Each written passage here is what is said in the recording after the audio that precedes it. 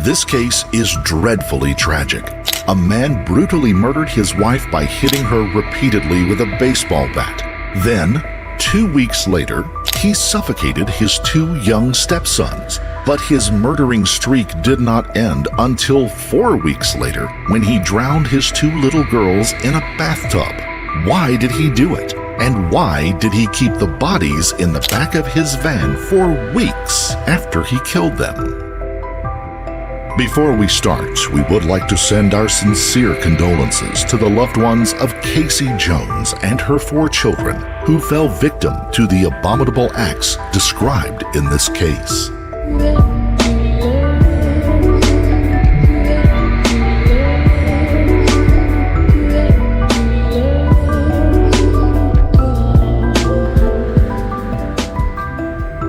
Welcome to Summerfield, a small unincorporated community located in Marion County in Central Florida. Meet 32-year-old Casey Jones and her 4 children, 10-year-old Cameron Bowers, 5-year-old Preston Bowers, 2-year-old Mercalli Jones, and 1-year-old Ayana Jones. She was a very caring and thoughtful woman, the type of person who would give a complete stranger the shirt off her back. She loved caring for animals, especially dogs, as a veterinary technician and groomer up until back problems forced her to become a stay-at-home mom. But most of all, Casey was a devoted mother and wife who always put her family first.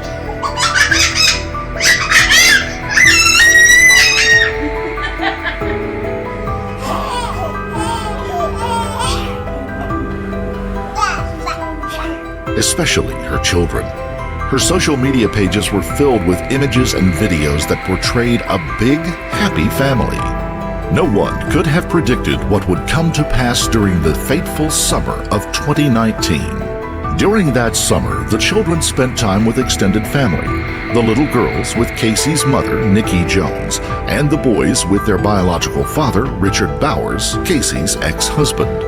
It was on August 1st when Nikki received an unexpected message from Casey asking if she could watch the girls, Mercalli and Ayana, for a few days. Nikki thought it was odd when Michael showed up to drop the girls off instead of Casey, but didn't think too much of it at the time. A few days later, Nikki received another message from Casey stating that she was sick and asked if Nikki could hold on to the girls for a little longer. She had the 2 girls for 2 weeks before Michael showed up to take the girls home. During the time that she had Mercalli and Ayana, Nikki received no messages from Casey other than asking her to watch the kids for a bit longer. This was unlike Casey, who would normally check up with the children quite frequently whenever they were in someone else's care. Still, nothing about the girls or Michael's behavior gave off any indication that something was wrong.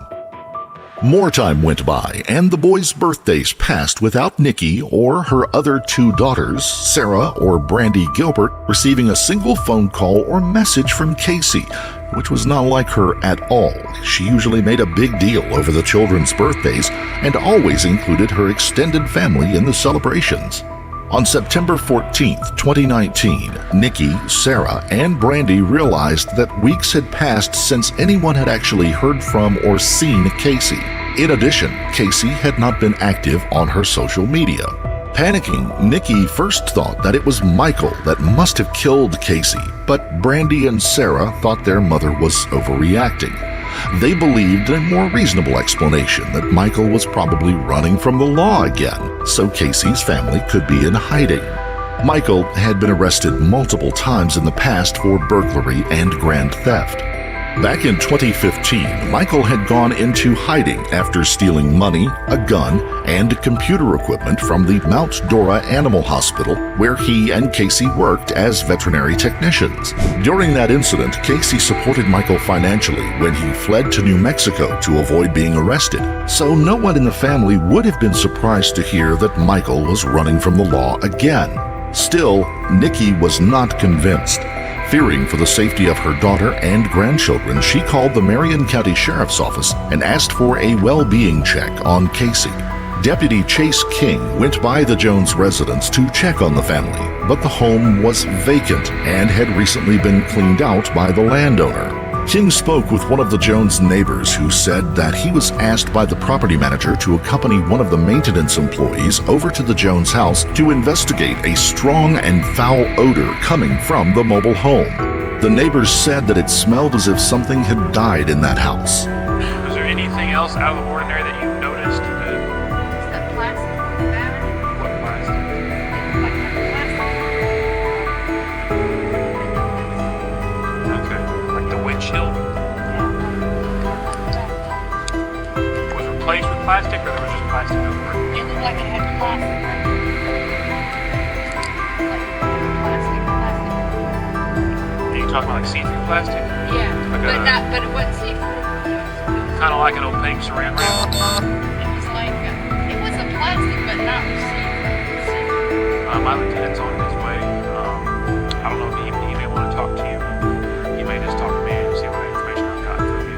Is there any other information you might be able to give me? I do. Towards Sharps Ferry, and then he went towards Baseline, right? You're positive you turned left on Sharps Ferry. Like I said, I do appreciate your time. If you wouldn't mind just hanging out for a minute, my lieutenant's on his way here. He's somewhere on this road. We've just got to find a spot here. So, On top of the bad smell emitting from the home, King noticed a small red stain on one of the bedroom floors as he peeked through the windows. After discovering the red stain, King called Sergeant Micah Moore to come and help him investigate the house further. With the property manager's permission, King and Moore entered the home. The smell permeated throughout the home, and they recognized it as the smell of human or animal decomposition. King and Moore noticed one of the bedrooms had a new parquet floor and baseboards installed.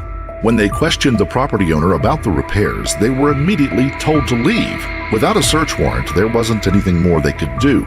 So King and Moore contacted 2 more investigators. They briefed them on the situation, and they promptly began searching for and contacting family members of both Casey and Michael. With no clues to trace Casey or Michael's whereabouts, the sheriff's office posted a missing and endangered advisory on the morning of September the 15th for Casey and the children, and began working on getting a search warrant for their Summerfield home. During that time, the sheriff's office received a phone call from Casey's ex-husband, Richard Bowers, who had just discovered that the boys and Casey were missing. Bowers had picked up the boys from Michael on July 27th. It was always Casey who met up with him to drop off the boys, so Bowers was surprised to see Michael instead. Since he had recently fought with Casey over getting the boys for the summer, he chalked it up to Casey not wanting to see him and thought no more about it. Bowers kept the boys until August the 10th. Upon returning the children to Casey again, it was Michael who showed up. As Bowers was dropping off the boys, Michael took him by surprise by apologizing to him. Apparently, Casey had been telling Michael that Bowers was abusive towards her and the children when they were together. Michael had since realized that Casey was lying and felt a need to apologize for believing all of the things that she had told him. And I told him, and he remembered this saying, a few years afterwards, because he even quoted it to me, and this was as, I was bringing them to Georgia, but before we left the mall parking lot, when I had picked them up for the first time, he had said, Richard, I just want to tell you, you told me something a few years ago that rings in my ears, and I had told him, I said, when we were in our altercation, I said, brother, I said, you freed me from 13 years in hell. Yeah. And I said, thank you. And he reiterated that to me. He reminded me of that. He said, I want to tell you that I never forgot those words that you told me, because I know now what you meant to this very day. And, he just kind of gave me a brief history of, everything that he's put her through, about how if there's an 80-year-old woman walking down the street, he's got to hold his head down because she would accuse him of, trying to have sex with her, or pretty much any female, because that's what it was with me. But the part that was weird, sir, is he was really cool with me, like he was my homeboy or something, like we were best friends. And that's, I guess, it never dawned on me, of course now it does, but it never dawned on me at that moment that, like, it's almost like that was his apology for everything that he had done. And here I was, I took it hook, line, and sinker, because I'm a forgiving guy, I want to try to see the best in people. And I ate it up, and we even hugged, he shook my hand. Though this apology, along with Michael's sudden friendly behavior towards him, was shocking, like Casey's family, Bowers didn't pick up on any clues that Michael was giving him that might lead him to believe that something was wrong. Bowers didn't realize anything was amiss until he saw the missing and endangered advisory for Casey and the 4 children on Facebook. That was when he called the Marion County Sheriff's Office. Hours later, Detective Bartlett discovered Michael Jones was involved in a single-vehicle crash in Georgia that same day. When police arrived on the scene, Michael immediately confessed to killing both Casey and the children. 41-year-old Michael Wayne Jones was arrested in Georgia in September of 2019 after a single-car crash. According to arrest documents, a deputy noticed a bad odor coming from the car, and when he asked Jones about it, Jones said his wife Casey's body was inside the vehicle. Jones then took investigators to a wooded area where he had disposed of the children's bodies in totes and suitcases. Detectives say Jones told them he first killed his wife with a metal baseball bat. He then killed each child on different days and times by strangling or drowning them. Who is Michael Wayne Jones? We don't know all of the details of Michael's past. He was born in 1980 and grew up in Vermont. He lived with his mother and father until his father was sent to prison for reasons that were not disclosed. Eventually, his mother remarried, and Michael's stepfather turned out to be abusive. At some point during his childhood, Michael was the victim of sexual abuse, but we don't know by whom. Michael grew up struggling with depression. He was prescribed the antidepressant Wellbutrin, which is used to treat major depressive disorders. We don't know when he started taking the medication, but he was definitely taking it in the year he murdered his family. Though Michael had stayed in touch with his mother throughout his life, they were never able to establish a healthy relationship. For 5 years, Michael was in the United States Navy and also served with the Marines in the medical field. Not long after getting out of the military, Michael married his first wife, Sarah. The couple had 3 children together. For work reasons, the family decided to move to Central Florida around 2011. Sarah got a job working at the Mount Dora Animal Hospital in Orange County. Eventually, Sarah talked the owners into giving Michael a job at the clinic as well. Michael had a positive reputation at the vet clinic and was well liked by the owners and staff. In 2014, Casey Jones, then having the last name Bowers, was hired to work as a veterinary technician. It wasn't long before Michael and Casey had an affair, and both ended up getting divorced from their first spouses as a result. In 2015, Michael's true colors began to show. The owners of the vet clinic realized Michael was manipulative, deceptive, and had been making sexual advances towards female staff. After learning of all of this, the owners fired him. In retaliation, Michael snuck into the clinic and stole the items that we mentioned previously. Though Casey witnessed Michael's manipulative and deceptive personality, she stayed with him, and they were married on Halloween in 2017. Mercalli Jones was born the same year Michael and Casey married. Ayanna was born the following year. Less than a year after Ayanna was born, Michael would murder his wife and all 4 children. On July 10th, Michael and Casey got into a heated argument. According to Michael, Casey accused him of cheating and came at him with a baseball bat. She pushed him with the bat, and then Michael pulled it from her hands and began to strike her repeatedly until she died. Michael took her body and hid it in his bedroom. At some point, Michael made the decision to kill the boys, Cameron and Preston, after he got them back from their father. They returned home from their father's house on August the 10th. Between that day and August 22nd is when Michael murdered them. He targeted Cameron first, strangling him with his bare hands while holding him down with his knee against the boy's back. The following night, he went after Preston. Taking a zip tie, Michael tightened it around the young man's throat and waited for him to die. Michael would tell investigators that he chose to use a zip tie on Preston because his hands were sore from strangling Cameron the night before. On August the 28th, Michael decided to kill the two girls, his own children, as well. Filling up the bathtub, he took the girls one by one and held them under the water until they drowned. Michael placed all of the bodies in bags and totes and used cat litter to clean up. At this time, Michael was facing eviction and was going to be forced to move out at the end of August. He had to find a place to go quickly.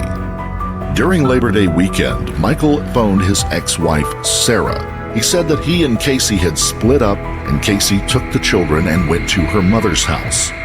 To Michael's convenience, Sarah asked him to stay at her house in Jacksonville so that she didn't have to be alone during the upcoming Hurricane Dorian. Before heading to Jacksonville, Michael placed all of the bodies in the back of the van and then drove to Sarah's house.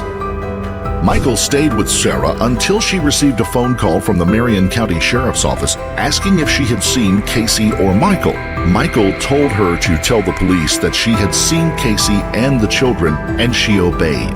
At that point, Michael realized it was time for him to leave and took off that afternoon and headed towards Georgia.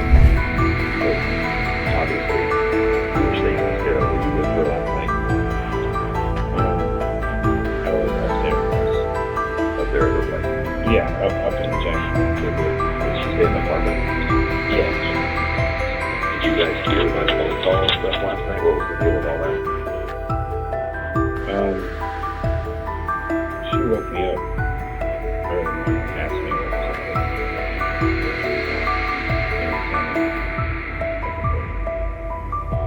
I just tried to spin stuff. And I said, no, let me just...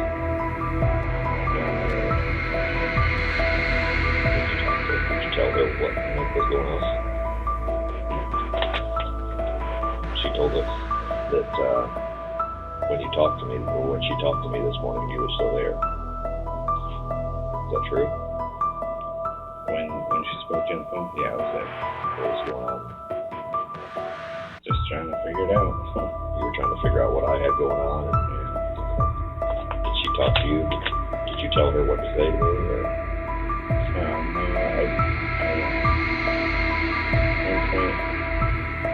She thought it was looking for just me, and so I said, you seen me or whatever, you seen Casey, you seen everybody. So yeah, So basically, what was the deal with McDonald's? She mentioned something about being at McDonald's. She met you at McDonald's on Friday or something, doing like as a kid. That's usually when you stop. That's your usual truck stop. We're going halfway. So, after that phone call, how long after that phone call do you leave? Took a rush hour. Checked. So you were there for a while. After I called her the first time, did you ever tell her exactly what was going on? Or you just kind of, I gotta get out of here. Yeah. Did you get out of there after I called the second time? Around that time, yeah. She come back, she left me out, and come back. We talked about all the other stuff in this.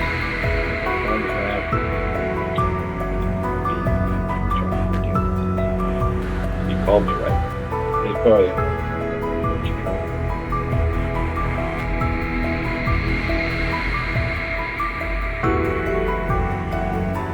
What do you think was going to happen today after that? What was the plan? Between September 1st and September 14th, Michael had all 5 bodies stashed in the back of his van while staying with Sarah, who was completely unaware. Once he entered the state of Georgia, Michael took the children's bodies and hid them in a wooded area near the highway. But for some reason, he left Casey's body in the back of the van. Not long after getting back on the road, Michael ended up swerving off the road and crashed his van while checking his GPS. Michael received minor injuries from the crash and made the choice to call 911. When police arrived, he made no attempt to hide Casey's body. He immediately told police that he had murdered his wife and that he had her body in the back of the van. Michael also told police about the 4 children, what he had done, and where he hid the bodies. Michael was arrested and taken in for questioning. During the interrogation, police were surprised to find Michael calm, collected, and cooperative. Michael was first interrogated at a Georgia police station. During that interview, Michael stated that he had murdered Casey. He had pretended to be her by using her phone to send messages to family members. I had her phone for a while, and I would text and pretend to be Casey. What's Casey's phone? So then you're answering text messages back and forth, and so. He also created posts on Casey's social media accounts to give the impression that she was still alive. So you're pretending this whole time to be Casey obviously on Facebook too, because you got some collages that you made or something on Facebook and posted them. Michael told investigators he considered turning himself in before he had murdered his daughters. He sat parked in front of the city hall in Marion County, Florida for quite some time.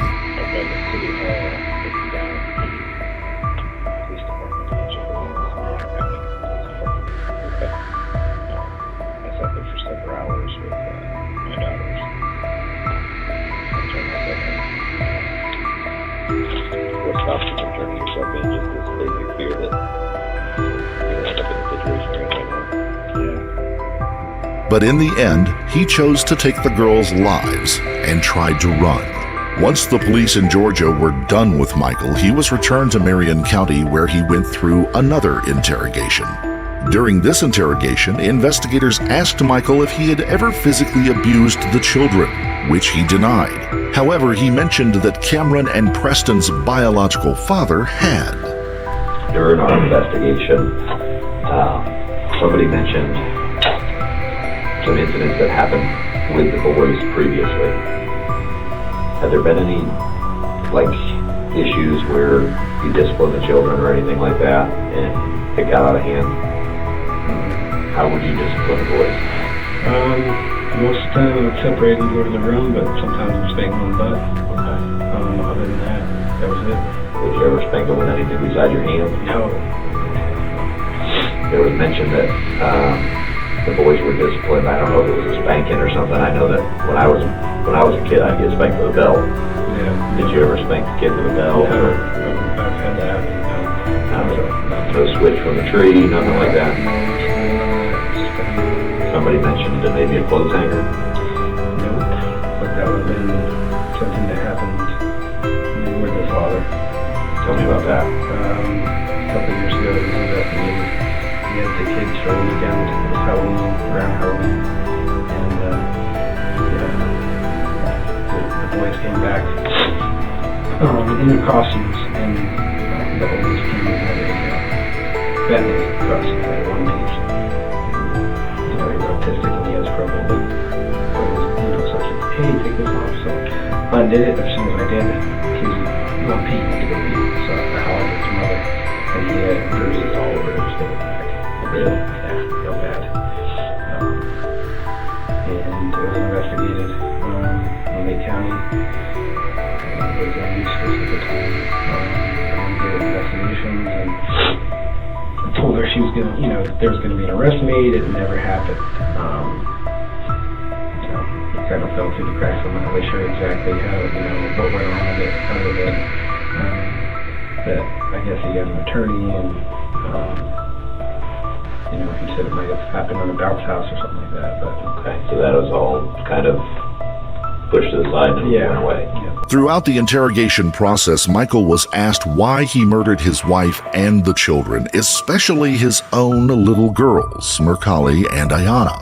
He said his relationship with Casey gradually became more and more hostile. What's you guys' relationship like? I mean, is it an ongoing thing where you guys are at each other like this, like fighting, or?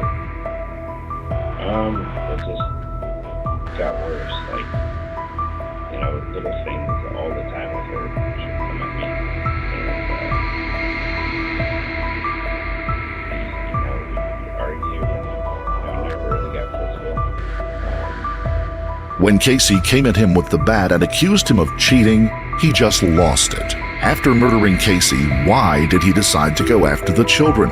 Why didn't he just leave them with family members? Empty prescription bottles and alcohol containers in the home show that Michael could have been under the influence of drugs, alcohol, or both when he murdered any one or all of his victims. But he never claimed to be under the influence of either during his interrogations. The trial began on December 8th, 2022 at the Marion County Judicial Center. Michael was tried for second-degree murder in the death of Casey and first-degree premeditated homicide for the death of the 4 children. Since he had admitted to murdering his family, his trial went directly to the penalty phase. Michael may spend the rest of his life in prison or may face the death penalty. True evil poked its head up here in Marion County. That's about the only best way to describe it. As a father, as a parent, it breaks my heart. As a sheriff, it angers me to no end. Now, as far as I'm concerned, as the sheriff of this county, underneath the jail ain't good enough. He has no right to walk the face of this earth. I hate to be him when he stands before the Lord. I have never been a fan of the death penalty, but to be very honest with you, these are those cases where I would much rather that happens than be sent somewhere. On December 12th, the state attorney rested their case, stating that he wants Michael to receive the death penalty, and so do a few others. The state attorney explained to the jury how, in detail, Michael had brutally killed each and every member of his family without remorse. While the state attorney works hard to get Michael the death penalty, the defense attorney is fighting to keep Michael alive and have him spend the rest of his life in prison instead. The defense is scheduled to make their case in January of next year. He plans on calling 18 witnesses to the stand to prove that Michael deserves life and that his actions were the result of years of trauma he had suffered as a child and later the multiple relationships that he had as an adult with dominating and abusing women. The defense is referring to Michael's actions as a freefall of psychotic chaos brought on by a lifetime of abuse. The defense also believes the jury should take into consideration the fact that Michael willingly confessed to the murders of Casey and the children and even provided the location of the bodies instead of trying to cover it up on the day that he was involved in that accident. After all, it was Michael who had called 911 after the car accident, knowing he still had his wife's body in the back of his van with the strong smell of decay emanating from it. In Florida, the National Coalition Against Domestic Violence says 37.9% of women and 29.3% of men experience domestic violence. According to the Florida Department of Children and Families, domestic violence cases were on the decline in 2018. However, the numbers began to rise again in 2019, the year Casey and her children were murdered. The lockdown during the COVID-19 pandemic caused the amount of domestic violence cases to rise even more during the following year. In 2019, the department had 105,298 documented cases of domestic violence, ranging from what would be considered simple stalking to criminal homicide. In 2020, the numbers went up to 106,615, which was the highest number of cases since 2017. The NCADV says 1 in 4 women and 1 in 9 men experience severe intimate partner physical violence. During his interrogation, Michael admitted that he murdered Casey after putting up with years of abuse from her. He couldn't take it anymore and lost it. But it's hard to know for sure if this is true, since he has a history of being deceptive and manipulative. Is he just trying to gain some sympathy? According to Casey's sister, Sarah, Casey and her siblings grew up in a violent and unstable household. All 3 girls were physically abused by their mother. Sarah says that their traumatic childhood led all 3 girls to grow up with the ability to become vindictive and aggressive, and she wouldn't be surprised if Casey was abusive towards Michael if provoked. During Michael's interrogation in Georgia, a detective mentioned that one of Michael's employees had complained about the numerous calls and messages Michael constantly received at work from Casey. He said that you were getting phone calls all day long and text messages all day long from Casey. And Oh, that was his fellow brother. yeah. I worked for him for a couple of years. No, Eric. Okay, so that was Eric's the new boss. Okay. Casey's ex-husband, Richard Bowers, also said to Marion County investigators that she was physically and verbally abusive towards him during their 10-year marriage. I remember a time when we were back in Indiana, it was only Cameron at the time, who was my oldest. He was on the couch, and I was on the phone with my mom, just talking to her, and she comes up behind me, rips out the phone cord, grabs a knife, chases me around the whole townhouse. I run upstairs.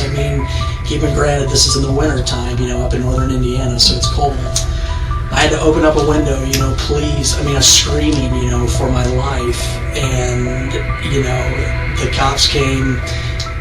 I remember one of the officers said, "Are you sure she's all right?" I said, "No, she's got, some issues." But,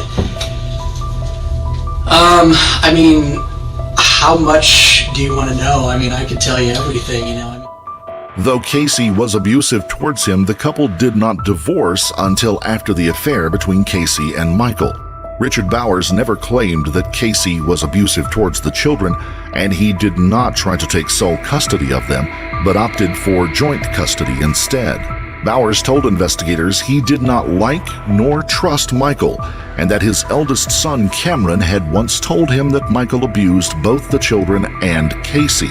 Bowers goes on to say that he was well aware that Casey and Michael had a history of long and violent arguments, yet none of this information seemed to discourage him from leaving his children in Michael's care. With all of this supposed knowledge of the abuse in the Jones household, why didn't Richard Bowers do something to ensure the safety of his own children?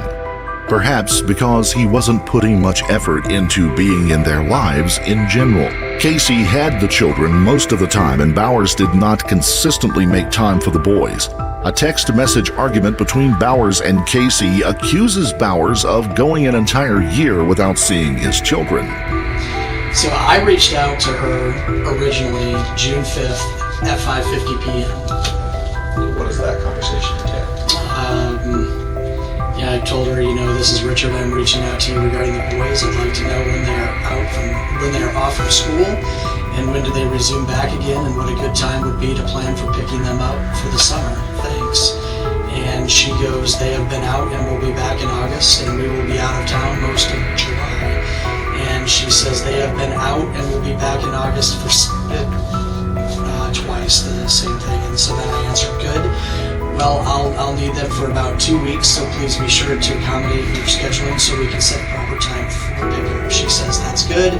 After a year, you finally want to see them. You can get them anytime you want, before or after July. I've had plans that are paid for already that I can't choose. And she says it's about July 3rd to the 23rd, and that was all on June 5th. And so then I responded back, This isn't any new information. You knew this time was coming, which is why you and I sought an attorney. Anyway, next time be mindful of the scheduling so you can plan accordingly.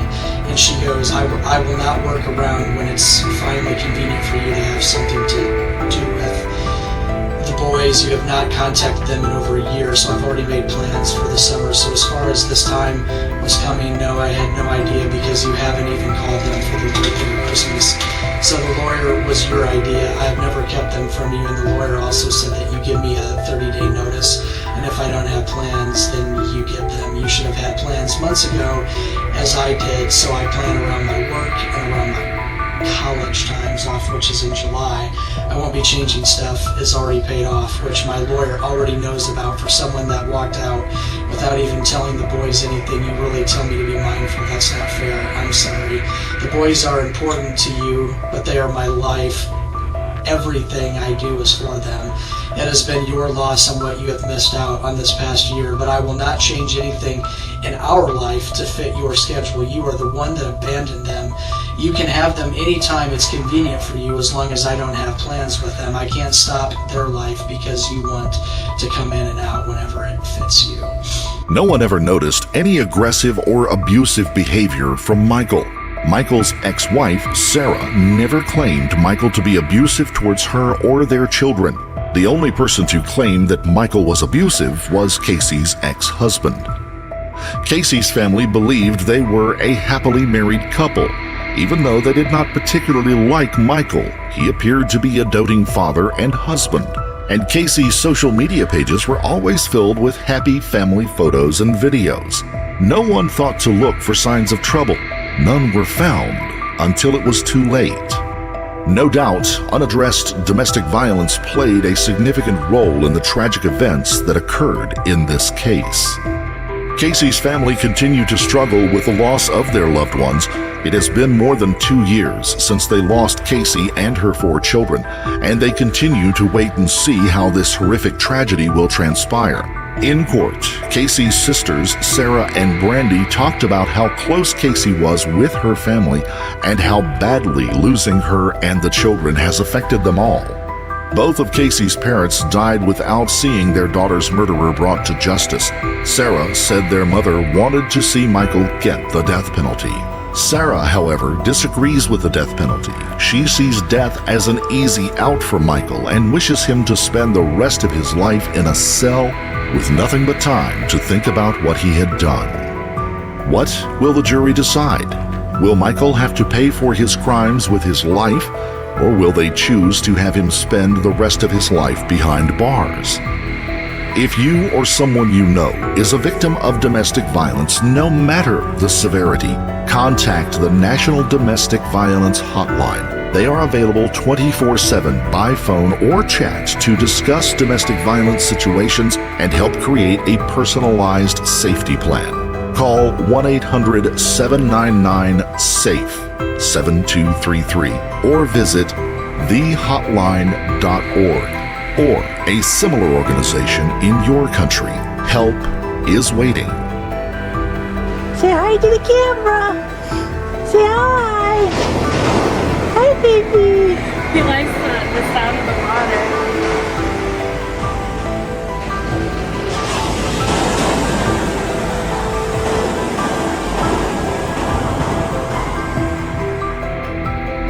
If you found this story compelling, don't forget to like the video, comment down below your take on it, and subscribe to the channel. Also, hit the notification bell in order to stay up to date each time we reveal a new shocking case. Until next time, stay safe and keep your eyes peeled. You never know what's lurking in the shadows.